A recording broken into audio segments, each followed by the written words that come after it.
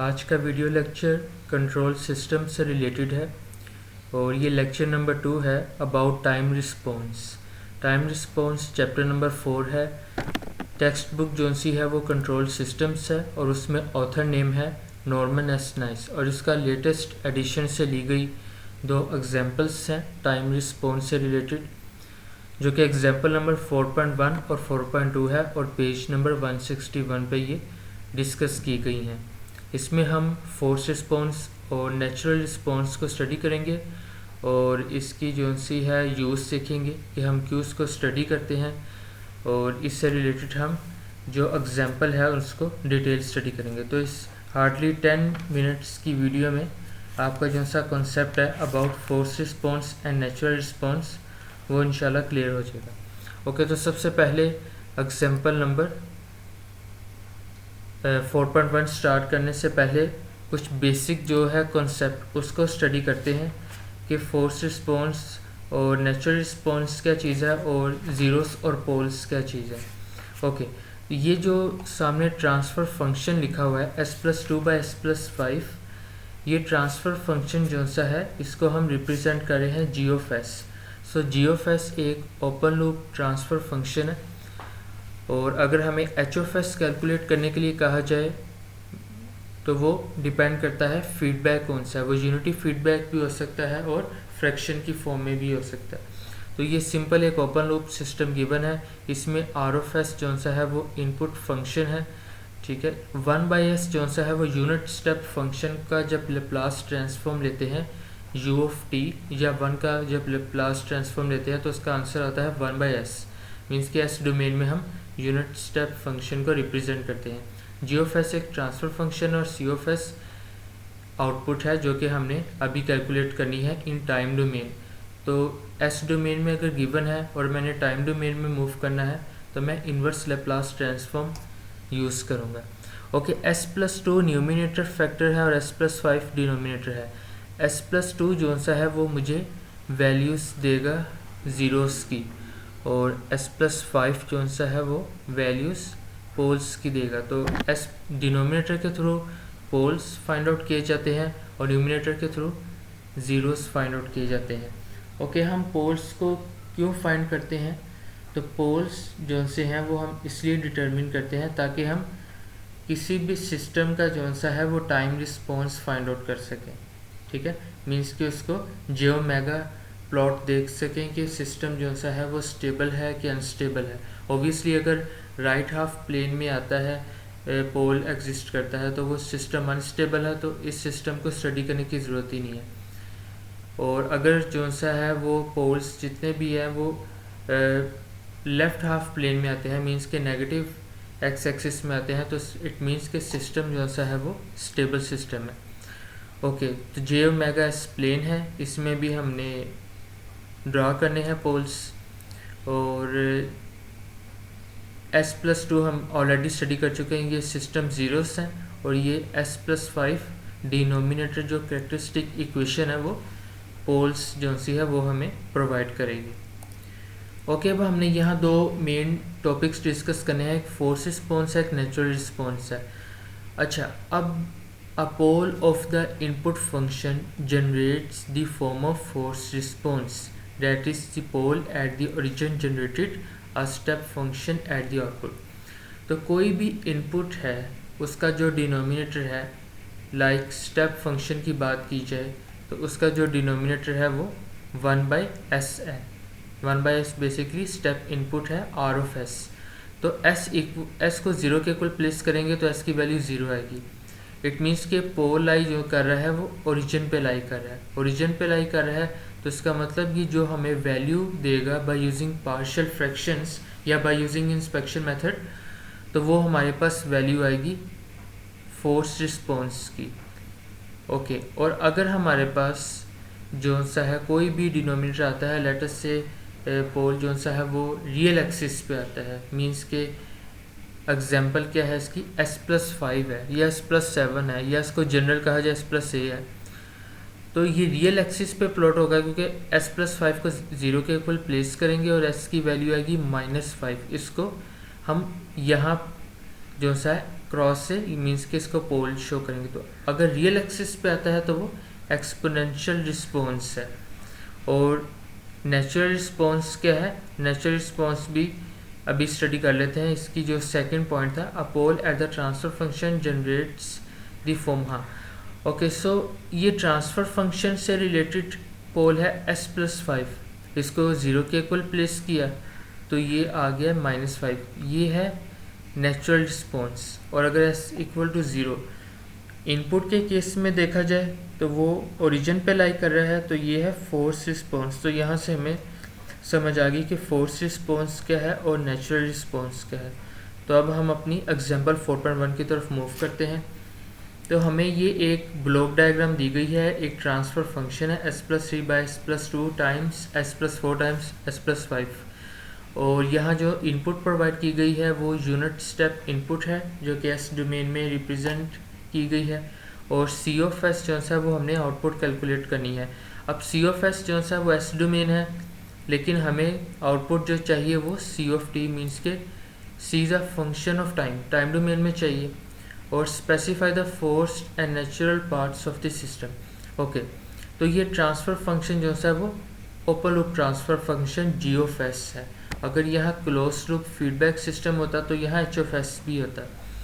Okay, हमने simple इस transfer function, हमारा कंसर्न जो सा है वो जस्ट डिनोमिनेटर फैक्टर से है, क्योंकि डिनोमिनेटर फैक्टर हमें फोर्स रिस्पॉन्स और नेचुरल रिस्पॉन्स से रिगार्डिंग इंफॉर्मेशन प्रोवाइड करेगा।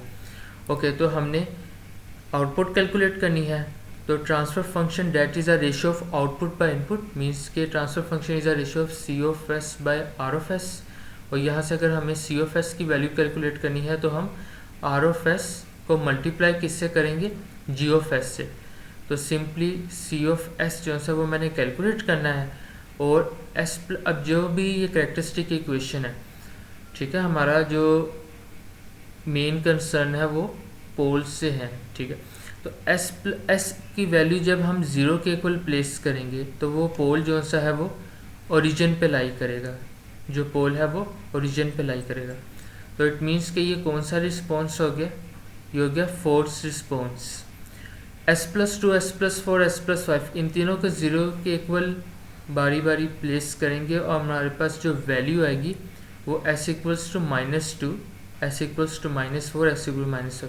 ये मेरा सिस्टम स्टेबल है क्योंकि जितने भी पोल्स है वो left half plane of j omega means कि s प्लेन में लाई कर रहे हैं। तो मैंने s+2 s+5, तो बाय यूजिंग पार्शियल फ्रैक्शंस, ठीक है, a/s जो कि इनपुट है R(s) मल्टीप्लाई हो रही है ट्रांसफ़र फंक्शन से, plus k2/s+2 plus k3/s+4 k4/s+5।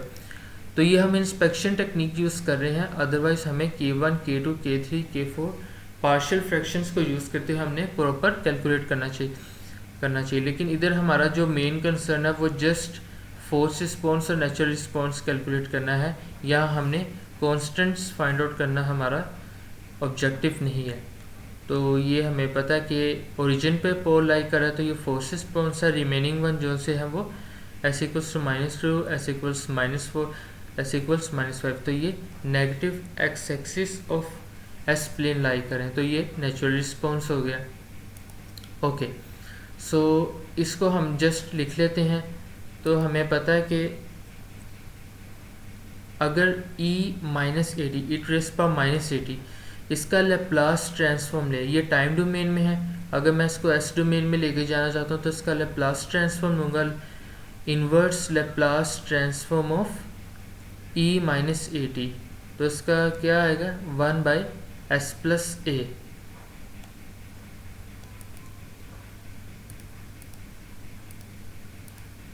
Okay, सो इसको सिंपल अब हमने सॉल्व करना है। ये मैंने वर्ड पे लिखा हुआ है ताकि ज़रा विजिबल हो। ओके, तो हमें पता है कि inverse Laplace of s domain 1/s+a का अगर मैं इन्वर्स लेप्लास लेता हूँ तो मेरे पास जो वैल्यू आएगी वो टाइम डोमेन में आएगी e⁻⁻80। तो इसी डेफिनेशन, बेसिक डेफिनेशन को यूज़ करते हुए हमने यहाँ चीज़ जो सी वो one thing should be kept in mind कि s+a है तो इधर माइनस साइन आएगा, अगर यहाँ s माइनस ए होता, लेटर से इस तरह वैल्यू होती, तो यहाँ साइन प्लस आएगा, ठीक है। तो ये बेसिक जो मैथमेटिकल डिस्क्रिप्शन है कि कैसे हम एस डोमेन से टी डोमेन में जाते हैं बाय यूजिंग इन्वर्स लेप्लास। तो ये जो सा है ये पार्शियल फ्रैक्शन को यूज़ करते हुए इंस्पेक्शन टेक्निक हमारे पास ये फ्रैक्शंस कुछ आ गई और हमें पता है कि ये जो फैक्टर है ये फोर्स रिस्पॉन्स है, रिमेनिंग वन सारे नेचुरल रिस्पॉन्सेस हैं। तो इन पे जब मैं लेप्लास ट्रांसफॉर्म अप्लाई करूँगा तो सी ऑफ एस से सी ऑफ टी आ जाएगा, मीन्स के एस डोमेन से टाइम डोमेन में मूव करेंगे। तो यहाँ e की रेस पावर 0t, तो अगर किसी भी वेरिएबल की पावर 0 थी तो आंसर 1 आता है, इसलिए मैंने इधर मेंशन नहीं किया। इसी तरह ही k2 एज इट इज आ जाएगा और 1/s+2, यहाँ अगर मैं वैल्यू 2 प्लेस कर दूँ तो मेरे पास इधर जो वैल्यू आएगी वो 2 आएगी, ठीक है, ऑपोजिट ऑफ साइंस, ठीक। अगर इधर s+2 हो तो इधर जो वैल्यू आएगी वो s माइनस e⁻⁻2t आएगी, सो e⁻⁻2t। इसी तरह k3 आ जाएगा और e⁻⁻4t, इसी तरह k4 आ जाएगा और e⁻⁻5t। तो जस्ट हमने by using inverse Laplace transform time domain से एस डोमेन में लेकर जाती है फंक्शन को, और इन्वर्स में हम एस डोमेन से अगेन आते हैं टाइम डोमेन में। तो ये चीज़ रिमेंबर होनी चाहिए कि अगर मेरे पास टाइम डोमेन में फंक्शन गिवन है और मैं इसको लेप्लास ट्रांसफॉर्म करता हूँ तो ये जो फंक्शन है वो एस डोमेन में लाई करेगा। ओके, अब चलते हैं आज की स्किल असेसमेंट एक्सरसाइज 4.1 की तरफ। मेरे पास जी ऑफ एस एक open loop transfer function given है, जस्ट मैंने इसमें आउटपुट कैलकुलेट करनी है। So as we know that output C of S is the product of R of S, जो कि एक इनपुट फंक्शन है, और इधर मेंशन मुझे यूनिट स्टेप मैंने लेना है। तो यूनिट स्टेप है एस डोमेन में 1/s और टी डोमेन में यूनिटी है। मैंने जस्ट हमारा जो मेन कंसर्न है वो इससे है, तो इसी तरह ही मैं इसको बेसिक डेफिनेशन को रिवाइज करते हुए इस फंक्शन को in terms of output calculate करूँगा। ओके, सो मैंने यही फंक्शन जो सा है वो इसको कॉपी कर लिया है, जो कि k1/s k1/s मीन्स ये आया है बाय यूजिंग स्टेप इनपुट, जो कि हमने मल्टीप्लाई की थी R of S multiply by transfer function. तो ये 4 रिमेनिंग फ्रैक्शंस ट्रांसफ़र फंक्शन से रिलेटेड है। So k2/s+1, k3/s+7, k4/s+8, k5/s+10, तो यहाँ ये वैल्यूज आ गई, ठीक है, सिंपल। अब हमने इन्वर्स लेप्लास ट्रांसफॉर्म की डेफिनेशन यूज़ करनी है कि अगर कोई एस डोमेन में है और अगर मैं इन्वर्स लेप्लास ट्रांसफॉर्म करता हूँ तो रिटर्न हो जाएगा टाइम डोमेन में। तो इधर कोई भी वैल्यू अगर ए है, जनरल अगर हम कहें इधर कोई s+a है वैल्यू, तो ऊपर जो सा अपोजिट साइन के साथ वो राइट की जाएगी। तो इसी डेफिनेशन को यूज़ करते हैं। So k1 constant as it is e⁻⁻0, क्योंकि इधर +0 है। ये जो पोल है वो ओरिजिन पे लाई कर रहा है। इसी तरह k2 e⁻⁻1t, k3 e⁻⁻7t, k4 e⁻⁻8t और k5 e⁻⁻10t। तो ये जो सा है रिस्पॉन्स कौन सा है मेरा, फोर्स्ड रिस्पॉन्स, क्योंकि ये पोल जो सा है वो ओरिजिन पे लाई कर रहा है। रिमेनिंग्स जो से पोल्स आए हैं टाइम डोमेन के रिस्पेक्ट से वो आए हैं नेचुरल रिस्पॉन्स से रिलेटेड, ठीक है। तो ये नेचुरल रिस्पॉन्सेस हो गए और ये फोर्स रिस्पॉन्स हो गए।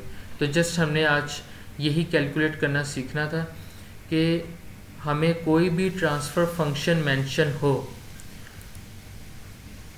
और उसको यूज़ करते हुए हम कैसे जो सा ये सी ऑफ टी टाइम डोमेन में हम मूव करेंगे, ठीक है। तो जस्ट हम बेसिक डेफिनेशन यूज़ करेंगे कि इन्वर्स लेप्लास ट्रांसफॉर्म क्या करता है, एस डोमेन से टाइम डोमेन में शिफ्ट करता है।